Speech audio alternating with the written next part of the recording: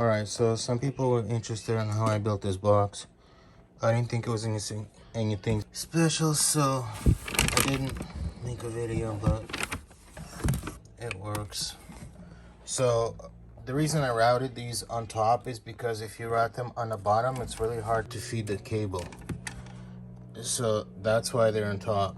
And then here's some decusant, whatever you call it. You can grab one of these on Amazon, it's reusable.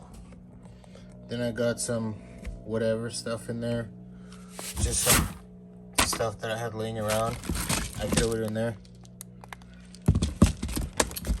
Then I got some of these. I think these are made for cars. I don't even know if they're doing anything. I'm just assuming they are. And I can get these beans on Amazon.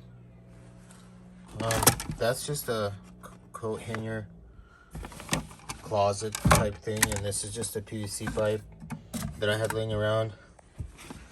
And then you can get these on eBay. And then what you do is, I used this soldering iron to punch the holes in it, and then I screwed in the screws,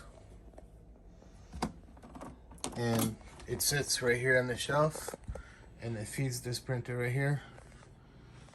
And I don't know what I'm gonna do when I get the second printer set up, but we'll just have to see. That's just my scraps, and I'm working on this area. Oh yeah, I forgot to tell you, there's a temperature thing in here, and it's wireless and Bluetooth, and it's got the graphing capability,